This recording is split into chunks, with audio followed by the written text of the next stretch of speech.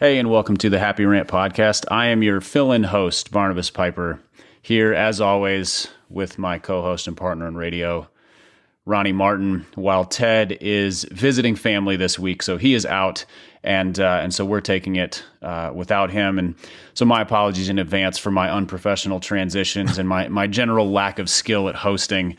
He's the man. I'm just his backup, and hopefully I can get us to the finish line.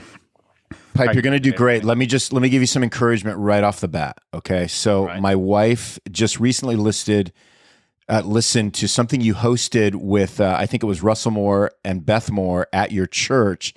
And she just was going on, rather annoyingly on and on about how well you did and what a great host you were. I know this is not the same thing. I know it's not a one-to-one, but... So what you're saying is you're not Beth Moore. Well, I'm not Beth Moore or Russell Moore. Okay. And but you're still Barnabas Piper. So let's just see what you can. What kind of magic trick you can pull out of your hat for this one. Yeah. We'll see what I can do. And oddly enough, what we're going to do on this episode is very similar to what I had the chance to do then, which is field questions from listeners for a podcast thing, and then throw it to somebody else to talk about. So that's how this is going to go today. I mean, that's really what hosting is, right? Yes, exactly. Yeah. I don't have to have any opinions. I just need to move to the next thing. But before we get into that, let me highlight a couple of our sponsors. So this is going to come as a surprise to you. Our first sponsor today is you, because you have released some brand new Christmas music, or are releasing some brand new Christmas music, depending on, when this all releases. And I think you should tell listeners about it and where they can get it. Well, I appreciate that, Pipe. It's actually not Christmas music. It's just being released around Christmas time. Oh, I saw the artwork and it was very wintry and felt festive. So I assumed Christmas music. Also, you being the deep and abiding lover of Christmas just seemed logical. Well, it's it does look like Christmas. It's not actually a Christmas song, but it's kind of winter themed. Okay. So after so many years, I recorded my first solo album, and so that's coming out in January. And we had a couple singles drop. The first one a couple weeks ago. The next one, which is a song called "Snow Like Wool," which kind of has a wintry Christmas theme. It's even though it's not really a hard Christmas song, that comes out on December 3rd. And you can go to velvetbluemusic.com and order a bunch of goodies that comes with the single. So the single is actually an actual product. You can also get it digitally, but we're releasing it CD format, and we have posters and trading cards and stickers and all kinds of stuff. Who did the artwork for that? Because it's really good. Yeah, so it's actually a guy that I've been working with for years named Nathan Schrader, who did the artwork on that Advent book I did for kids a couple years ago, The Best Gift Ever Given, which, by the way, you can also, there's probably still a few days to get that before the season. So I'm in promo overload right now. But the music stuff I'm really excited about, and it's been a long time coming. And so full-length album dropping in January. That'll be on all formats. So that'll be vinyl, CD, cassette, and all kinds doing cassettes. Doing cassettes too. Love it. Cassettes have kind of made a comeback, in kind of in hit, sort of, with the hipsters, and so yeah, we're able to do it on all the formats, and it's really exciting. The first single dropped a couple weeks ago, and the reception was really good, and way more than what we were anticipating and expecting. And so it's good times. And again, velvetbluemusic.com. You can get everything there. Awesome. We'll link to that in show notes and everything too, listeners. So, and speaking of show notes, you can find those at our brand new website. It is thehappyrant.com. I think I've just utterly butchered that in previous episodes and basically been like, I don't know, Google it. So it is thehappyrant.com. That is where our show will be hosted. It's also where all of our new merchandise is. So we're working with Josh Byers, who runs Visual Theology, who's been a partner of ours for several months.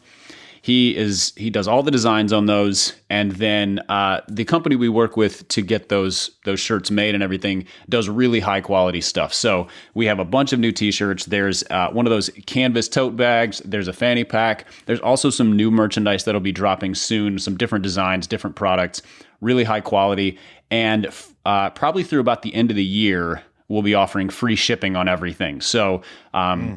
What's the price you see there is the price you pay, free shipping. So again, go to thehappyrant.com, check out our merchandise.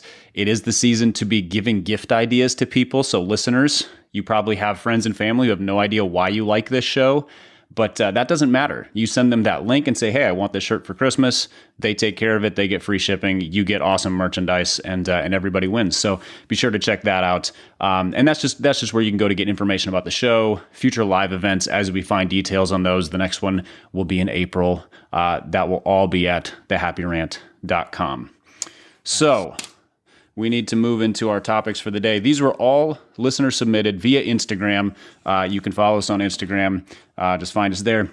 So these are kind of all over the map. But the first one is something that we had kind of texted about, and there was multiple listeners who submitted questions about this very thing. And it's basically Taylor Swift. Why is she a thing? And I know that neither you nor I keep up with Taylor Swift's music very well, but you had some thoughts on Taylor Swift, the phenomenon, or rather the phenomenon of middle-aged men and their interactions with Taylor Swift. So fill this in for me. Taylor Swift as a phenomenon amongst middle-aged men, what's the deal? Yeah, I don't know. It's a great question. I'm just kind of going off of some of the action that I've seen on Twitter. Now, man, I can't, I don't even know if I can sort of maybe recall one or two of Taylor's like big hits. I'm not a fan. I don't have anything against Taylor. It's just, she's never drawn my interest. If I probably weeded through her albums, I'd probably hear some great material, some great catchy pop songs, which I'm a huge fan of big catchy pop songs. So this has nothing to do with me trying to go to the contrarian side and say, oh, it's ridiculous. No, she's a great artist. She's a good songwriter, a lot of talent there, all that good stuff.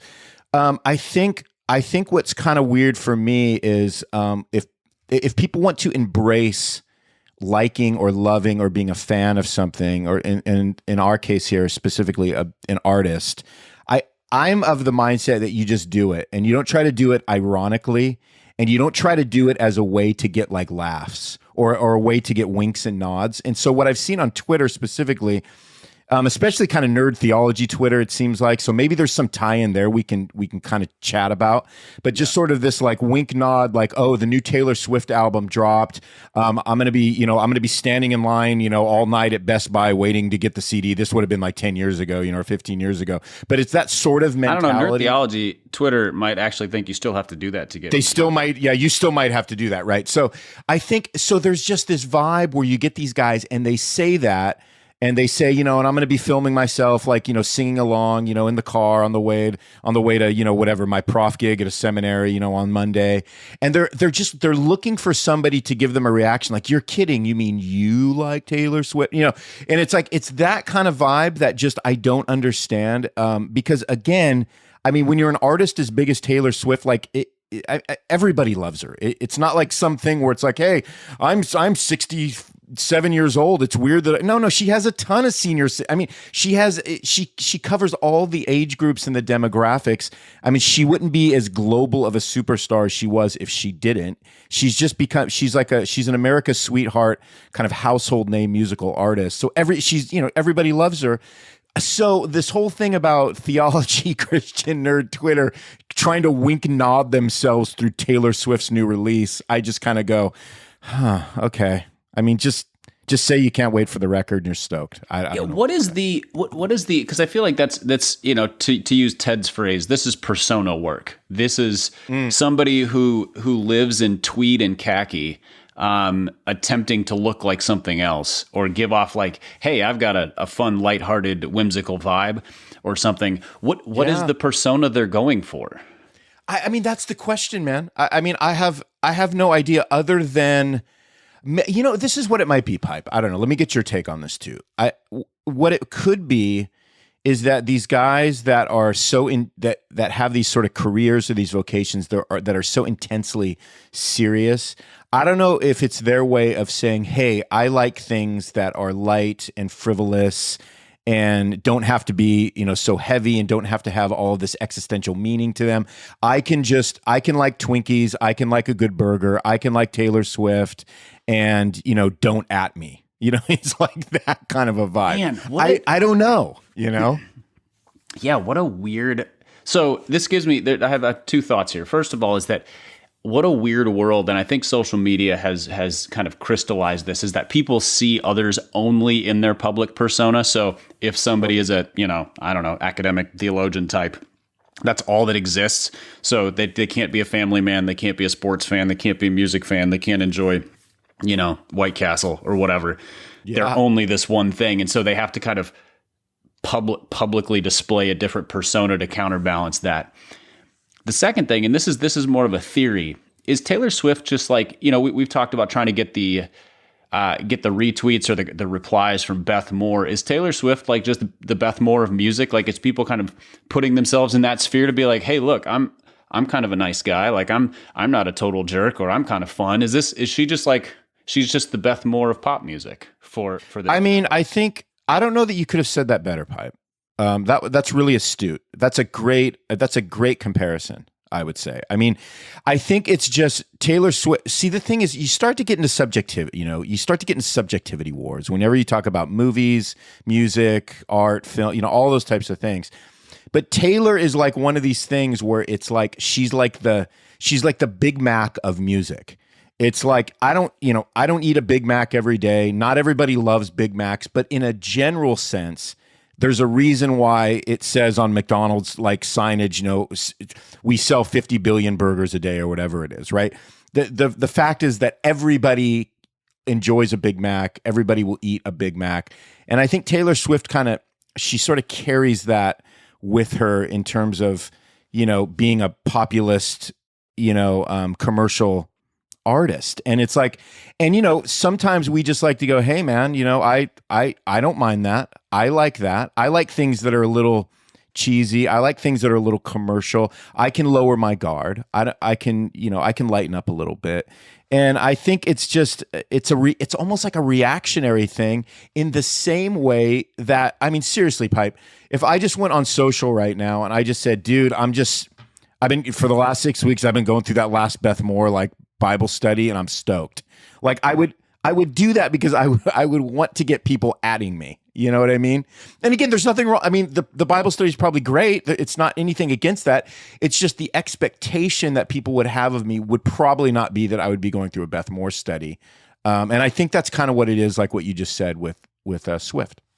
Yeah, I think it's fascinating that so Beth Moore, Taylor Swift, both, hugely popular in their field. Obviously, Taylor Swift is kind of hugely popular in everybody's field.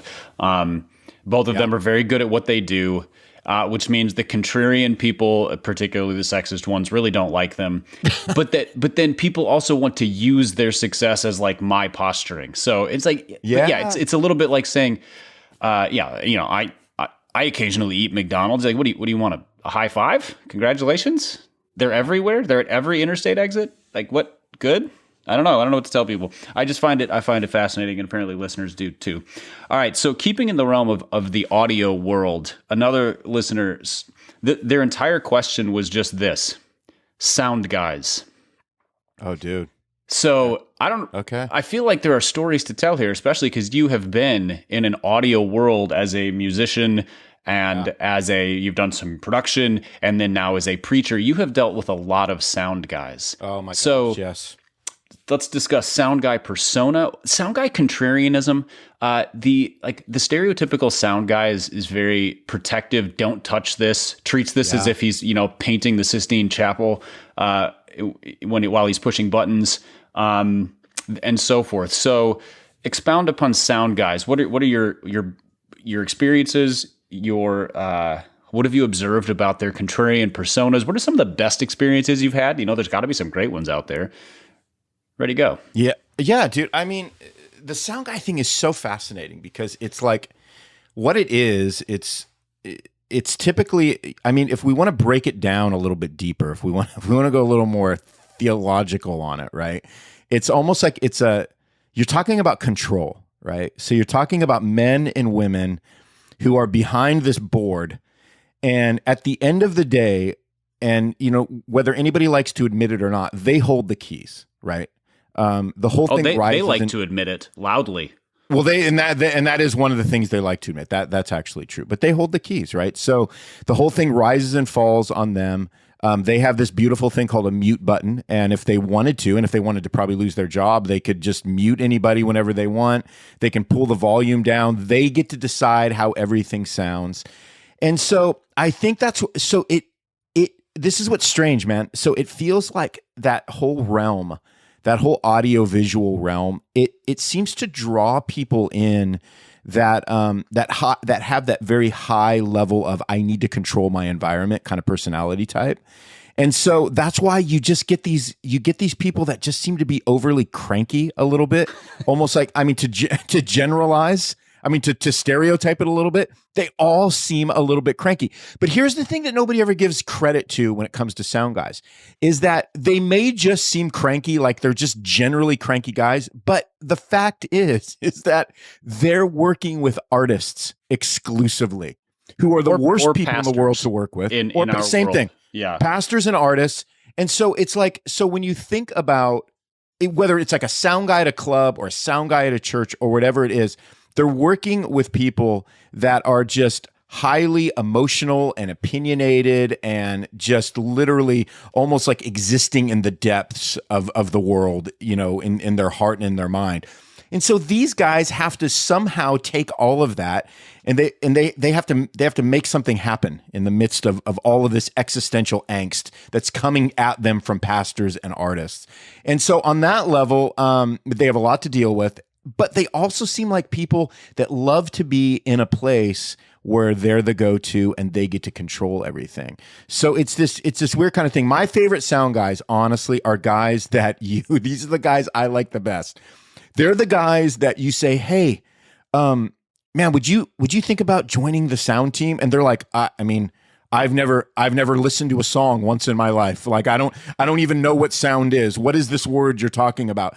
And then so I like the guys that you train and they never even saw themselves as a sound person. And so they don't carry any of that sort of control freakish kind of vibe with them into the sound booth every week. Those are the guys that to me are the most fun guys to work with because they stay kind of humble. The guys that were like born engineers, they woke up as they were birthed as Enneagram 5s, and they're just like, man, the first thing I want to do is read manuals. I got this manual for this soundboard on my nightstand. It's 901 pages, and I'm just going to read it every night until I learn this thing. Those are the guys where you go, dude, you got it. Like you just got to relax, man. You got to take this less serious.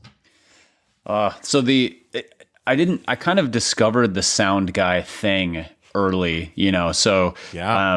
I did youth ministry when I was in college and just out of college. And so we had a 2-speaker setup in our youth room. It was not, it wasn't like a big mega church kind of whole, stage setup, but just 2 speakers and then a soundboard that had probably 8 different tracks, so you could plug in like a keyboard, a couple vocals, guitar or two, and then just super simple is what play a CD on it of DC Talk or something, and there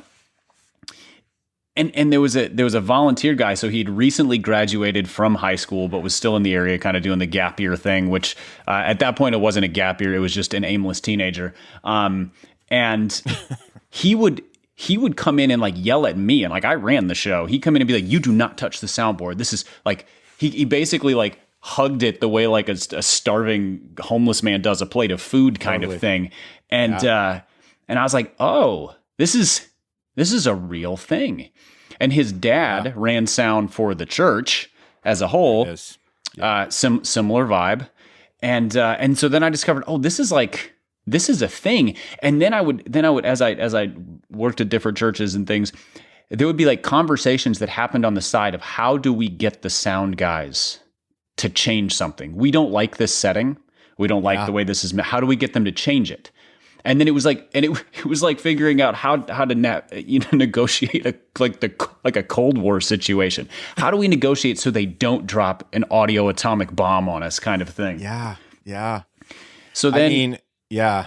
I was gonna say, then I got to Emmanuel where I am now, and I just kind of assumed the sound guys are like that. I thought all sound guys are like that. Come to find out, that's not true. Some of them live to serve, and they are here to, how do we make this the best experience for everybody? How do we make it the best quality? They give input, and then they take input. It's this amazing thing called an exchange of ideas. They also are used to working Christianity with pipe. Yeah, a little bit of humility, a little bit of grace. Even sound guys have it. So it's been a revelation to me. But yeah, the protective, obsessive sound guy thing is always amusing to me. It never ceases to make me laugh. I had such a bad experience a couple of decades ago with the sound thing because I was thrust into a ministry where I had a team of about 8 sound guys that I had to manage, and it was such a harrowing experience that. I'm not kidding, man. And at that point, I mean, I'd had a lot of music industry experience and, working all those edges and corners. That just means they disliked you more. Pretty much. I mean, there was a lot to that because the problem was that even as a musician and as a worship leader, I knew a little something about sound. And so that made it even worse when I would tell them to like adjust an EQ setting and they're looking at me. I'm like, yeah, I'm telling you what I want you to do because I know what I want you to do, and it was just such a horrible experience, and it was a big church setting too, so it was that vibe where people were allowed to be cranky and unkind, and somehow, I mean, it was all done in the name of excellence, so somehow that made it okay, right? And so I remember like decades later when where I'm church planting and I'm in smaller churches. I mean, I just do this thing now where I get with sound guys and I just go, hey, you guys, this whole thing isn't going to turn into that like ever. Like you can make mistakes. Nobody has ultimate power or control, including me. Man, we work together. We make this like a joyous occasion. This is not about making everything perfect. This is just about serving one another. So let's just, if there's any of that weirdo control freak, like this is my space, I own this, don't touch it. I said, you just have to lose that or it's not going to work because that's not the vibe. And so, man, I would say at our church in the last decade, it's been awesome, man. We have these dudes, just what you described at Emmanuel. I mean, these guys are the opposite of that. They all work together. Nobody takes crazy ownership. I mean, everybody's just happy to be there and do everything they can to make things sound good. It's pretty sweet. Yeah, in general, taking ownership in ministry and volunteering positions should only apply to your own responsibilities. Like, I own the responsibility. Everything else you hold very open-handed. That's also true for pastors. Like, that's just across the board. 100%. Yeah, man. All right, next topic. And this is I feel like you will have really good insights on this. And the question is simply this: why is everybody becoming Anglican? That was the submitted question. And so we were going to do an ep a little while ago called Going Anglican, and I think we thought the tone was off with it, and so we held off on it, I think is what happened. Yeah, and we didn't want to make fun of the Anglicans too much, smells and bells and all that stuff. But right. Because we all have friends that are, and I don't want to, I love them and I respect them. So right, but it does feel like with the contentious everything happening in the PCA and the Southern Baptist Convention, and I think the E-Free Church maybe has, I don't know. Do you guys have stuff going on, or are you guys pretty chill? Nah, we never have anything going on. Okay, you're just everybody's free and easy. That's great. Like the Christian Reformed Church is a hot mess right now. Everybody's angry at everybody, and except the Anglicans, it seems like, and so. Like Beth Moore recently tweeted about the kind of revelation experience of going into a smaller, she just called it a liturgical church, but let's just call it Anglican for I think so. I think that's accurate. Yeah. Ray Ortland and Sam Alberry, who are actually, they're at Emmanuel, but they have both recently been named canon theologians for the Anglican Church. Which I'm still super confused about, but go on. Yeah, I think it basically means like they check all the Anglican boxes, but they haven't been ordained into the Anglican Church. So basically, like they are acceptable theologians, and they kind of serve as part of it, but they're not Anglican. Got it. I don't know if that made any, I don't know if that helped at all. It just was a bunch of words. I don't know. I believe every word you said. Yeah. So, and then of course there's the long-standing trend of younger Christians moving toward liturgical denominations in the United States. That's pretty much the Anglican Church at this point, because the other ones are kind of struggling. So in terms of healthy denominations, or at least Orthodox ones, that seems to be the Anglican Church. So why Anglican? Like, what's the draw? And and when is their day coming? I guess is the second. Dude, I know, and that's always the question for me. I don't know. I have to admit that I don't know enough about all the ins and outs of the Anglican Church. I do know some people that have done what we call going Anglican, which seems to be a bit of a trend, which is, I'm in a church, it's just sort of your vanilla evangelical Christian church, and I'm in this particular, it's not necessarily a bad church, but it's lacking some of the depth that I long for. And when I look into other traditions, such as the Anglican Church, there's just more of a emphasis on, things like beauty and history and tradition, and things that haven't changed so much with the time. So you're looking at like a church tradition that doesn't become altered by culture. And I think for a certain kind of person, that's really that's really enticing for them. And I understand that. I mean, what I always think is, and again, there's good reasons for people leaving churches and going to other traditions. So this has nothing to do with that, of course, like a Beth Moore or whoever. But I always kind of back up and go, well, hold on, like what you just said, Pipe, like the knee jerk is going to go both ways, right? So like, are we just part of a generation that's knee jerking out of our bland, vanilla, kind of hypey, evangelical, very cliched, we just want everything to be entertainment kind of driven churches, to something that has more tradition, more depth. But then at one point, like the next generation is going to go, oh, but this is like dead orthodoxy, and these traditions aren't, these are all about, this has, where's the evangelism, and where is us kind of going out and, reaching into the culture, and, so we need to do that. And then you'll see that the trend just knee jerk back to what the previous generation was trying to knee jerk out of. So I'm always wondering, like, well, okay, like, should we just slow down before we make these decisions? I mean, my recollection is that the Anglican Church started as a knee jerk reaction because, and my history could be way off on this, so don't correct me. I don't care. Is that one of the kings of England, I think Henry VIII, wanted to get a divorce, and he needed the Pope's approval. And it's probably like his third or fifth wife or something. And since he couldn't get the approval, he's like, fine, we're doing our own thing. And he just separated the Church of England from the Catholic Church. I could be wrong about that, but I think that's kind of generally the case. So the Anglican Church started with a, fine, I'm going to take my ball and go home. And then people have been leaving the Anglican Church over the years because it became sort of hot, heavy-handed, and greedy bishops and all this stuff. But in recent years, the pendulum has kind of swung back towards, they have their roots in what seemed like the right place. Their foundations are on the stuff that really matters, not a lot of the contentious denominational stuff. And so, I hope their day never comes. I would love it if a denomination stayed healthy for like 8 centuries straight. That would be incredible. Can you imagine? No, I can't actually, not even a little bit. It's not right. We're living in an era where it's hard not to be cynical about those kind of things, right?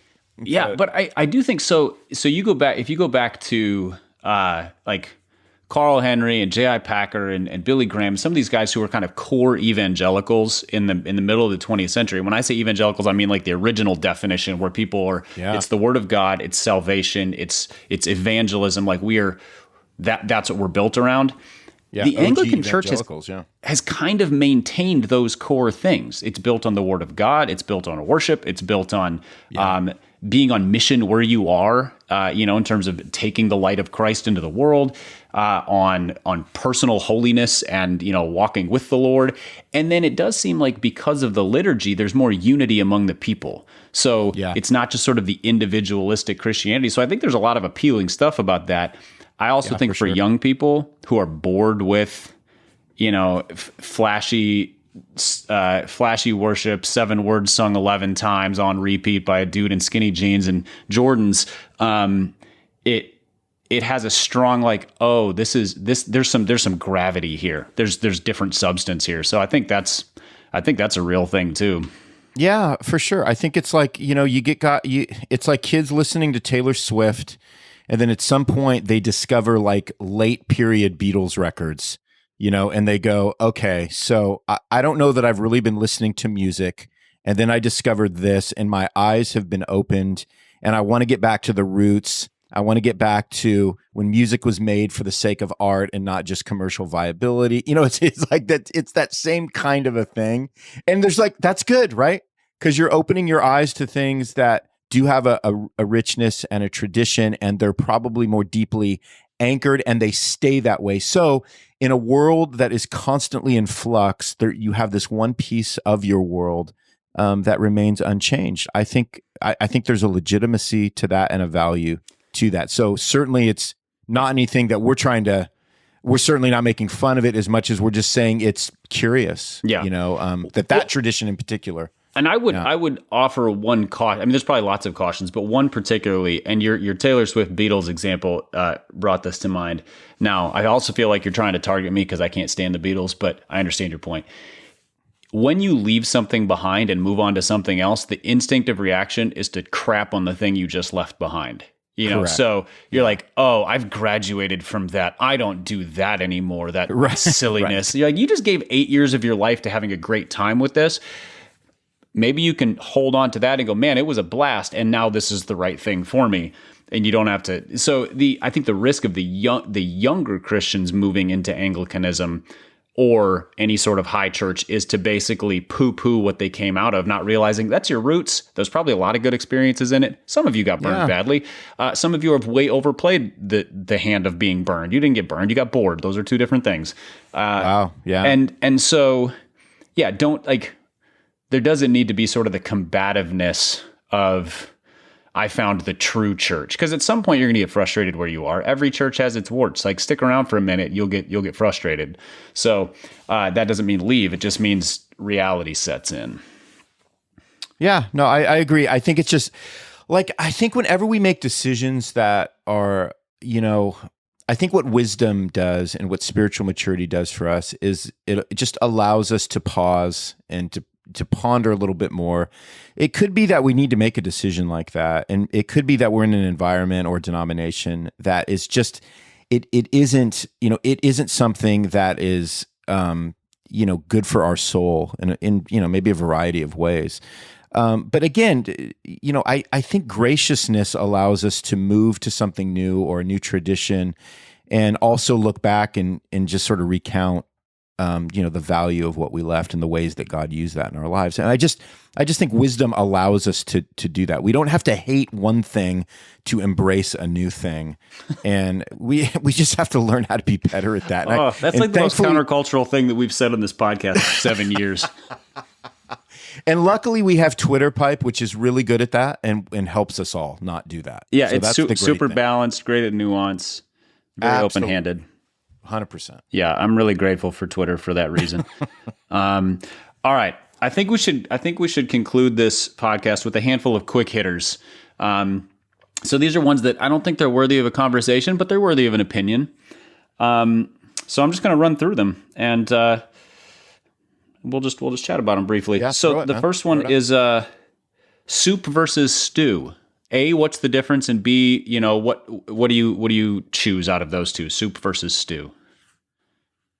Oh man, I go for a stew. I'll tell you why, man, because I like things. I like to be able to chew on stuff. So I like the other day, Big M made this soup, and by the end of it, she'd put so much stuff in this thing that she was like, I don't even know if I can call it a soup. And I'm like, babe, it's cool. Like whatever we call it or don't call it, I'm just telling you right now, I love it because there's so much stuff in it. And so like a plain tomato soup, which is great. I just find myself throwing like 2 bags of crackers in that thing and enough cheese that oysters just and coats the bottom of the bowl. Yeah. like literally like so much cheese that I'm just eating a bowl of cheese because I like a little texture. That's just me. I love texture. I love things to chew and all of that. So I'm going to go with a stew or a stew-like soup every time. Yeah, I think that I don't know what the technical difference is, but I think it's what you just said. It's like large chunks of edible food in there versus, more of a broth-based thing. And the other is a little bit more gravy versus broth-based. There's a difference. I'm with you. My main reason is I like to be full when I'm done eating. And soup is like being on a juice cleanse. So it's, it needs to have enough substance that I walk away going, that was satisfactory. Or pipe, you just eat so much bread with it that you defeated the whole point of it anyway. So I know it just people doesn't matter. Oh, I know. We used to do catered lunches at jobs at a previous, and they're like, it's going to be a soup and salad lunch, and I'm like, I'm going to die. Like neither of these are substance. These are both like these are side dishes and decorations. This is terrible. Yeah. Because at the end of the day, when you drink tomato soup, you typically have a grilled cheese sandwich to accompany it for a reason. Yes. Right? Yeah. And the reason is food, getting full. Okay. Next one on the quick hitter. Are you a drive-through guy or a park and go inside guy? Oh, dude, that is a great question. I used to be a drive-through guy years ago. I'm not anymore. I sort of like going through I like going through the motions of stopping, going in, and making more of a thing out of it. Now, it doesn't mean I'm going to eat in, but I hate sitting in a drive-through. So I would rather just kind of go in and stretch my legs and just get out of the car. I'm always thinking of it in terms of like a longer trip. Yes. But that doesn't have to apply either. But yeah, I typically in my old age now, I kind of like to get out. I hear you. See, I'm still a drive-through guy, but only because I haven't learned my lesson yet. That's good. The drive-through experience has a ceiling of that was fine and a floor of I want to commit mass murder. So there's the best you can get out of a drive-through is efficiency. And I guess that's what you're going for. But even then, that's pretty rare. Like, unless you're at Chick-fil-A, you can't guarantee that. So I really ought to learn to just go inside. You also get the benefit of the stretching of the legs. There's an opportunity to restroom if it's a road trip, that kind of thing. So I am a drive-through guy, but only because I'm stubborn and insist that the experience might be better this next time than it has been the last 312 times. But I'm with you, Pipe. I still do drive-thrus too. I think this is what I do though too. Like sometimes that drive-through is like 41 miles long, and you like look in like the lobby, and there's like one person in line. So I'm like, oh my gosh, I'm gonna go in, and it's gonna be quicker, and then you get in there and realize that all of the employees are dedicated to drive-through, and they have like the one lady twirling her hair at the counter who's like, I'm sorry, what do you want? And they forget your order and they get it wrong. And yeah, so like the person you would have been behind, you see them go through the drive-through and get their food before, like it would have been quicker in the end. Yes. Yeah. All right, last quick hitter. At least I think this is going to be quick. I know this is dear to your heart. Oh boy. One holiday food that needs to go and one holiday food that you must have. Like one throwaway, one this is a must. And holiday could be Thanksgiving, could be Christmas, could be seasonal, just like with this time of year. Ready to go. All right, I'm going to be honest with you, man. I think we have some agreement with this, Pipe. If I never eat another turkey again, I'm totally good. Yes. I would love to replace turkey with. I'm okay with having all the sides with it, but I'm always like, can we let's do a different meat? I'd be great with that. But I live with a Thanksgiving traditionalist who says this is the one meal a year that I want it to be exactly the same, and so that's what we roll with, and that's fine too. There's value in that. The value is not in the food, however. So yeah, for sure, 100%. So I don't love that. Like it's not something. It's just not something it's not something I crave, but I eat it and I'm okay and it's great and I'm happy, But if you gave me my choice, I'd be like, well, yeah, can we swap that out for something? I'm all for it. I'm good with that, Now something that I have to have. Oh my gosh, man. You know how bad I am on the spot with these things, Pipe. Well, why don't you talk, man? What do you got? Okay. So, I'll go with you on the food that has to go. We're at the time of this recording, Thanksgiving is tomorrow. So Yes. I'm going to go traditional Thanksgiving food that has to go, at least it's traditional in some households. It is the sweet potato casserole with marshmallows on top. Oh, dude. Has to go. Interesting. See, like I've one never with had a it. great like pecan brown sugar crumble crust Yeah. on top, that I'm here for. So it's not the sweet potatoes, it's the marshmallows. I feel like the marshmallows are basically trying to get kids to eat a thing that they don't want to eat. And so, but it's really just like, it's okay. like the pixie sticks of Thanksgiving food. You're like, this is just kind of over the top gross. Well, dude, is that like okay, so I've never had that because I did not grow up with Your a parents mother that made it. What's that? Say because your parents loved you, apparently. Well, dude, I don't know. I mean, they made a lot of horrible things, but like but like Big M, that would be, I mean, I hate saying this, that would like be beneath her to put marshmallows on her sweet potato. She would never do that in 958,000 years. That's because God brought you a wonderful woman with good taste. Well, that is true. So- that's 100%. But it might be a solidly like Midwestern thing. I don't know who Is it? does it, but like it was on our table every year growing up, and I always tried to like it. And what I ended up doing was just eating the marshmallows because like I was a kid. I'm like, well, I like marshmallows. And then as an adult, I discovered, you can put stuff on top that's like brown sugar, butter, pecans, and like it's this wonderful. It's so good. I've had some of that, and it's kind of desserty, I think. Yeah. So I had to acquire a taste for that pipe. So growing up, I always skipped the sweet potatoes because I didn't like them, and I think it was a texture thing, or it just wasn't kid enough. It wasn't kid oriented enough. But like later in life, I mean, dude, it's delicious. There's no doubt about it. Yeah, so that's my one that has to go is the marshmallow. The one that is a must, and it's kind of a category. It is the apple pie, apple crisp family of foods. And as far as I'm concerned, that can start right around, October and take me right on through Christmas. Apple pie is, I mean, I'll eat it any time of year, but in terms of seasonal, like it is the quintessential fall, winter, festive, homey, delicious food. And I don't care if it's a pie or an apple crisp. I'm good with either. I love both. I love both those two, a pipe. I love those so much. And I love my main thing. It's kind of a random one, but I am just gaga for caramel apples with peanuts on them. I can eat them with all day. Peanuts. That's never very get tired specific. Of them. I love it. It's chewy. I love it when the caramel's so hard that I feel like my teeth are going to break, and it takes me about an hour to chew every bite. Like I love it so much. I can't stand it. I would eat like 4 of those things a day, every day, never get sick of them. That's how much I love it. I don't know what the deal is. I mean, I'm an efficient caramel apple eater, so I'm like, slice up the apple and give me caramel dip, because then I can get through more of them faster and I can shovel caramel.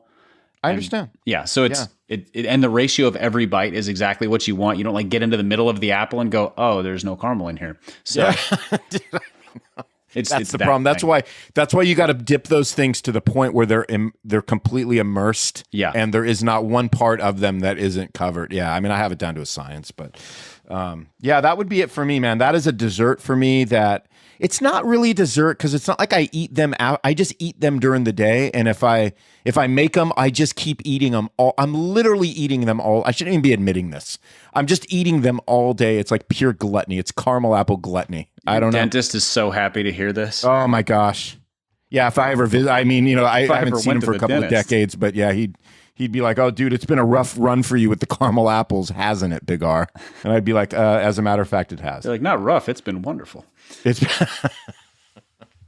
exactly. All right. Well, I think we should probably land this plane now. But before we do, listeners, let me tell you about our last sponsor, and it is the Dwell Bible app. If you go to dwellapp.io/happyrant, you can check out their site, check out their features. You can also see the discounts they offer for our listeners. One thing to highlight that Dwell is rolling out in early 2022, so January of 2022, is a full reading feature to go along with their listening feature. So they've had a read along thing, and that kind of functions like karaoke lyrics, where like the words scroll as you listen.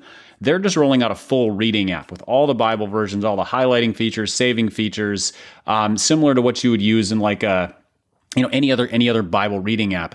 And so you can basically have all of your Bible reading and listening experience in one place instead of having to switch back and forth. And if you go to dwellapp.io/happyrant, you can see the discounts. And then at the top is a little thing that says blog. They have a whole blog post laying out the features. It looks really nice. So again, check out Dwell. They have a 33% discount for our listeners off of their lifetime subscription, 10% off of an annual subscription. And then you can also give these as gifts. So if you've already gotten it and you love it, we had one listener who said, I wasn't sold on it, so I bought it for my brother-in-law, and he ended up liking it enough that I ended up buying it. So it was sort of nice. It was like a test run on the in-laws, and I'm like, fine, great, yes, test this out on other people who you like less, and then you'll discover that it's worth buying. So always the best way to do it. Yeah, absolutely. If you're not sure you like something, give it to somebody you're not sure you like, and it'll all come back around in the end. So again, listeners, go to dwellapp.io/happyrant. Check out their features. Check out the full listening and reading experience, and get those discounts. Thanks so much for listening with us today. And I can't do it like Ted does. I don't have his resonance, but I'm going to give it a shot here. It's okay. Until next time. The Happy Rant is brought to you by Resonate Recordings. If you go to resonaterecordings.com, you can see the full range of services they offer. So if you're considering starting a podcast, they are the ones we recommend going with. Again, go to resonaterecordings.com to see their prices, to connect with them and ask any questions, and to see what they can do to help you launch, edit, master, and improve your podcast. Again, go to resonaterecordings.com to see what they can do to help you launch and improve your podcast.